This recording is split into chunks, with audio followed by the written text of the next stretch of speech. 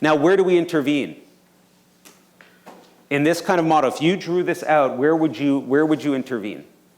How could you address their aversive sensory experiences? Great, so how could you help somebody change their environment?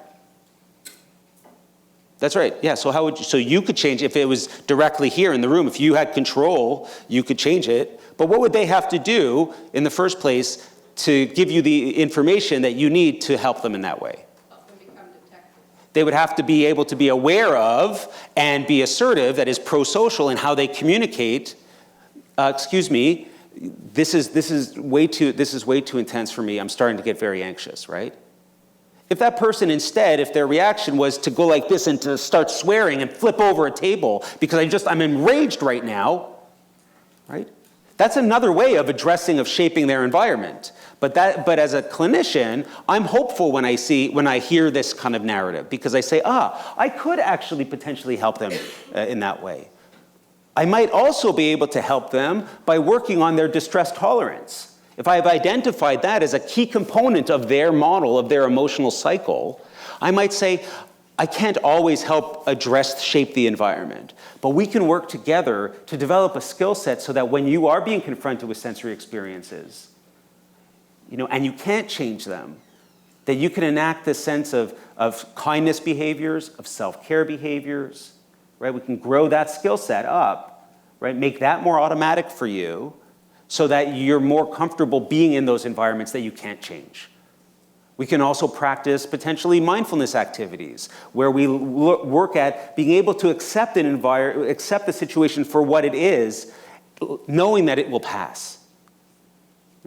I'm just giving you an example about how when you figure out a treatment conceptualization that works for you, you can start to see, okay, we can actually do stuff in that way now. That's one way of breaking the cycle. But you're never just going to have one. Let's pick on another one. How about if you identified peer rejection or victimization, bullying, as a clear maintaining factor in this person's model? What would you do there? Collaborate with the school and see if there's anything they can do. Yeah, so maybe part of the job is a social work, depending on your situation. Maybe you don't actually are the one, maybe you can't be in the school addressing the broader dynamic at play. Because bullying is not just about the person. Bullying is about a relationship or relationships with perpetrators, right? And bystanders. So it requires that kind of, so maybe your job is to become, in that sense, part of the advocate role, communicator. Grease the wheels, right? I'll tell you an example. I was once working with this kid with autism, and I did the Coping Cat program. People here know Coping Cat, right?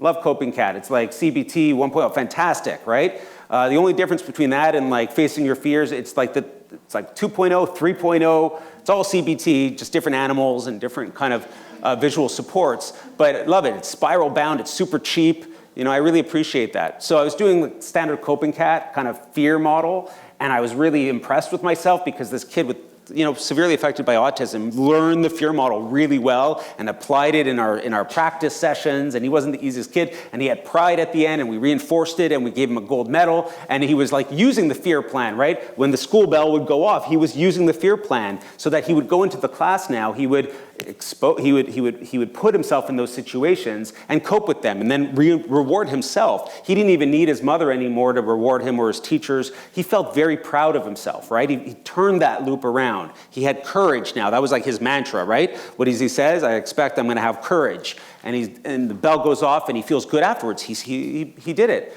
But I didn't think about bullying as being part of the issue, real life bullying. So there he is.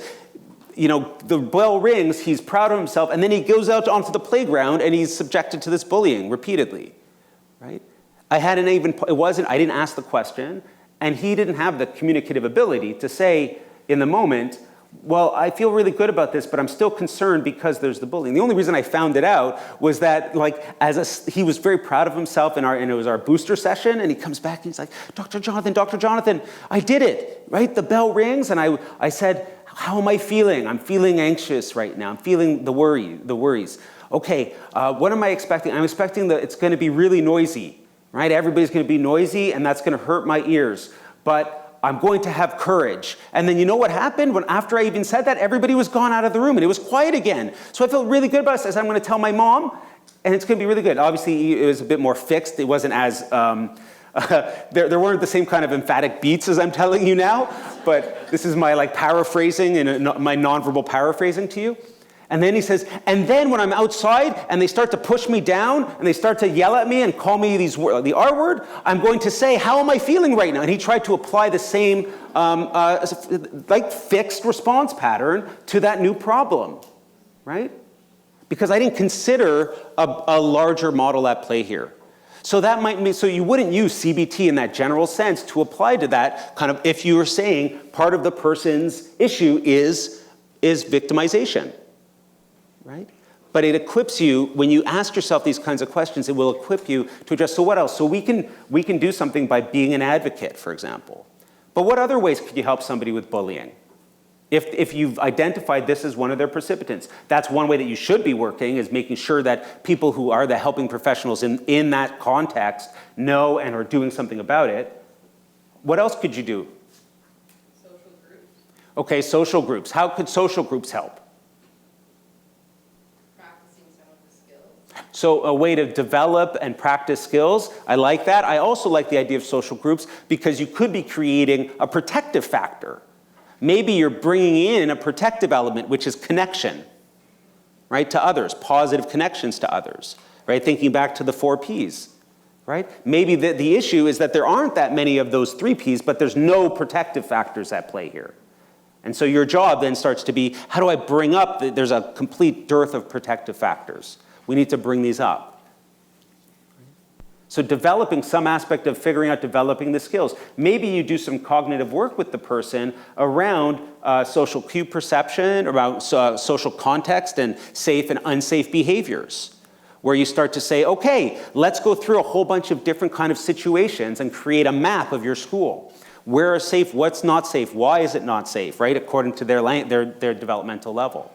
Where you identify. Maybe you develop a parachute plan where you say, listen, it's not your job to stop all bullies. Because there are some kids who are, after they become aware that there's bullying, their reaction is, I'm going to sock everybody in the nose anytime I identify bullying, right? Because my dad said, like, I got to stand up for myself, right? So say, your job's not to address all, but your job, if you're confronted with bullying and you're not sure what to do, or you start to feel the ratings and your emotions go up, it's time to pull the parachute. So what's your parachute going to be, right? It's like the 3, what are you going to say?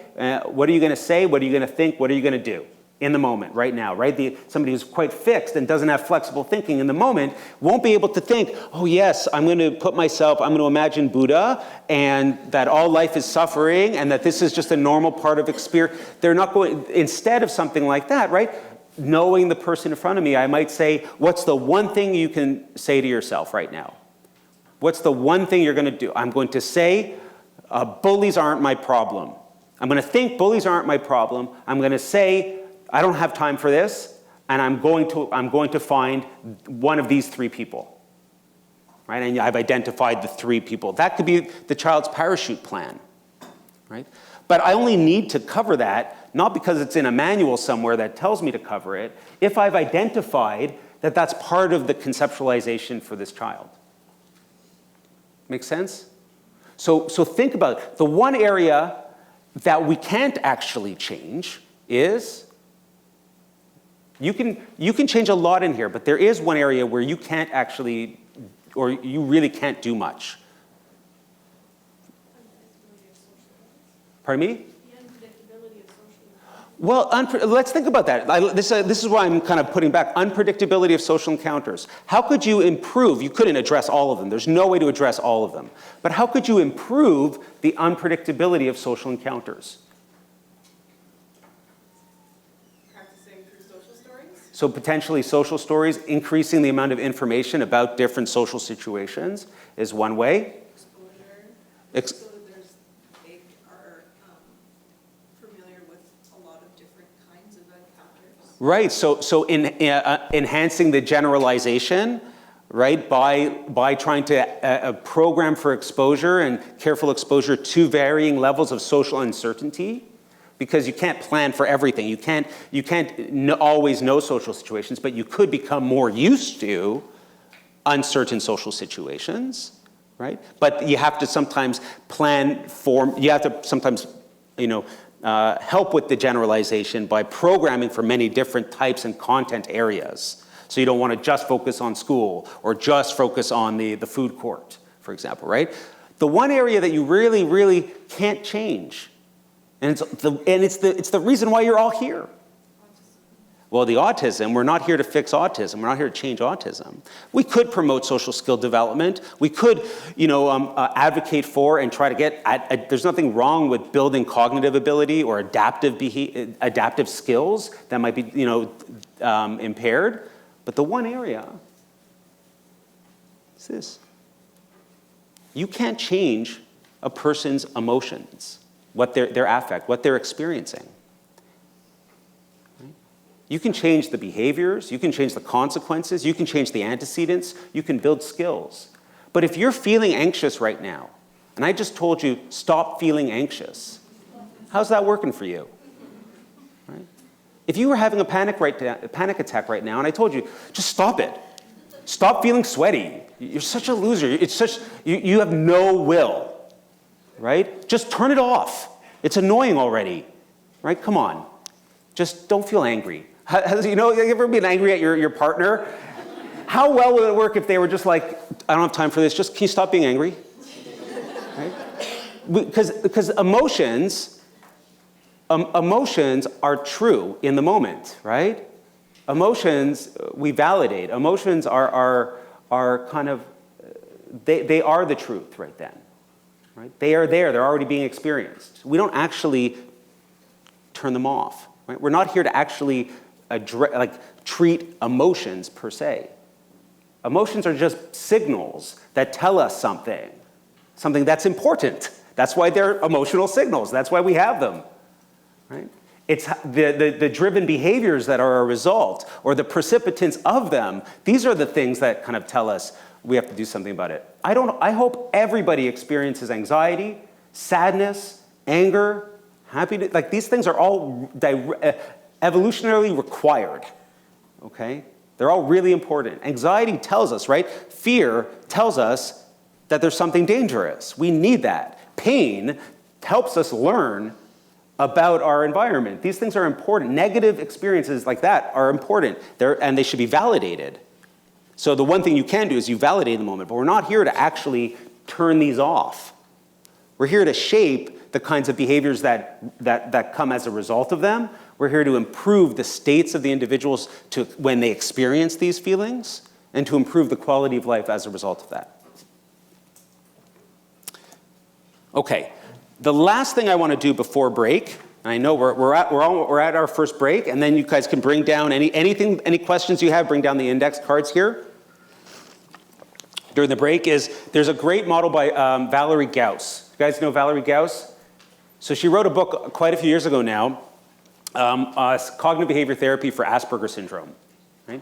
She's actually coming out with a second version very soon, so don't go and buy it, right? Unless you must have it right now. But there's a lot of it you already know, frankly, because you have experience with autism. But she does suggest that part of your conceptualization should be what she talks of as maladaptive information processing. That she suggests, think about Asperger's syndrome and the presenting problems that are a result as maladaptive information processing in 3 areas. And what's really interesting is think about Beck and what we think of as cognitive kind of domains, right? The traditional domains. So one area that she says that ASD impacts is processing of others. Remember, that's like one of the 3 pieces of a formation of a schema, is what we think of others. She says in Asperger's, there are clear ways that that's impaired. She then says another way is how we think about ourselves, maladaptive information processing of the self.